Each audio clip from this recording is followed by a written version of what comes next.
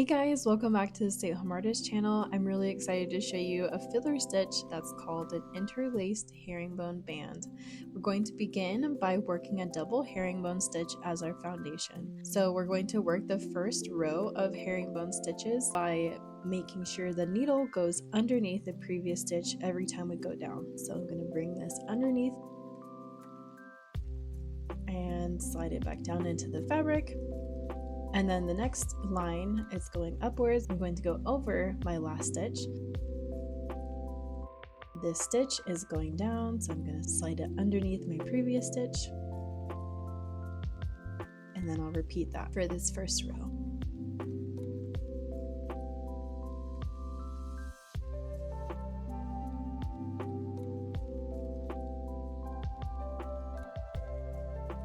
And for the second row, I'm going to use a different color of thread so you can see what I'm doing a little bit easier. So I'm going to knot this off at the back really quick and grab a new color. And so for the second row of herringbone stitches, every time we go up, we're going to pass the needle over the previous stitch and under the first row of herringbone stitches that we made previously. So that was in the color blue.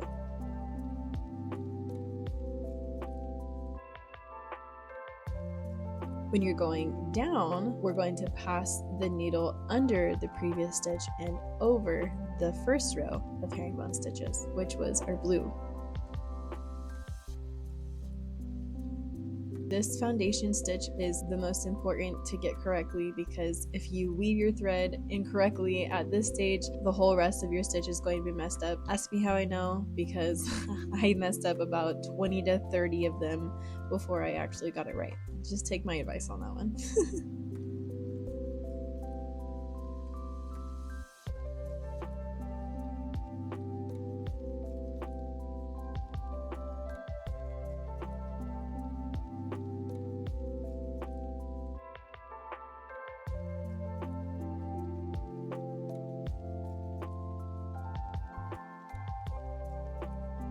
Now for the interlacing part, I'm going to use another colored thread just so you can see what I'm doing here. And now that our foundation herringbone stitches are complete, I'm going to bring the needle up at the base of this first intersection here, and I'm just going to work with the interlacing across the top half of the double herringbone stitches from left to right.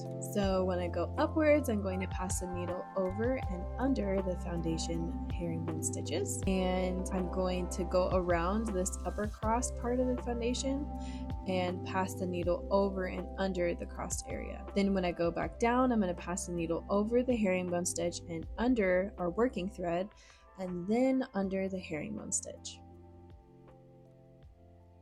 Now I'm going back up, so I'm going to pass the needle over and under the herringbone stitch, which from our foundation.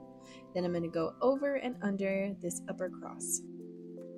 Then once again, I'm going back down, so I'm going to pass the needle over the herringbone stitch and under our working thread, and then underneath the herringbone stitch. And I'm just going to repeat this until the end of our foundation line.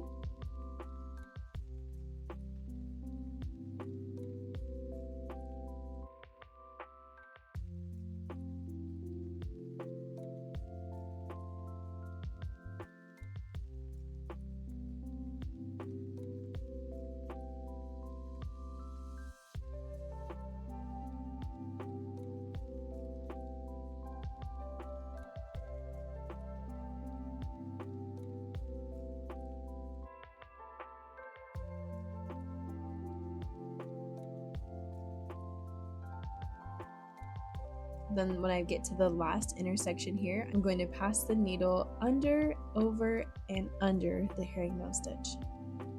And it's kind of a mouthful. Honestly, it can be really confusing with all the little threads here. So if you are just starting, definitely use some different colored threads for each of the steps here. It'll help you identify the threads from each other as you're going along a little bit easier. So now we're going to continue this interlacing along the bottom half of our foundation herringbone stitch. So we're going to work from right to left this time. So we're going to go down over the herringbone stitch, under the working thread, and then under the herringbone stitch. And if your thread is as thick as mine, then you're going to have to kind of needle through the top layers here to get down to your previous working thread from the last layer. But the Royal School of Needlework has a really great tutorial on this stitch in their Stitch Bank, so I will go ahead and include a link to that video in the description of this video. I would definitely suggest looking at a couple tutorials. I feel like it's helpful to watch more than one person do this one.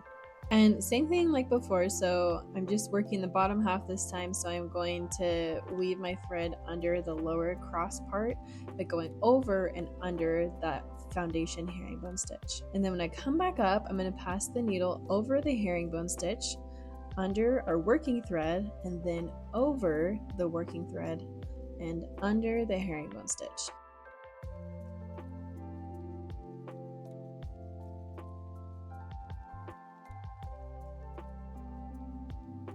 When I go back down, I'm going to pass the needle over the herringbone stitch, under the working thread, and then under the herringbone stitch. And I'm going to continue this pattern until I get back to the beginning of our band.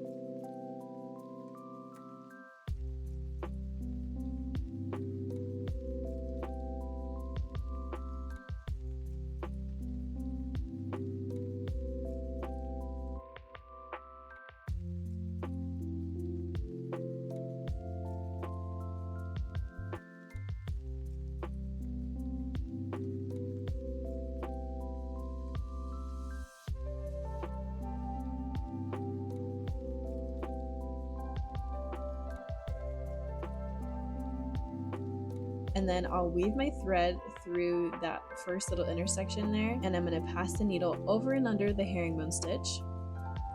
Then I'm just going to bring my needle back down through the fabric at the starting point, tie knot on the back.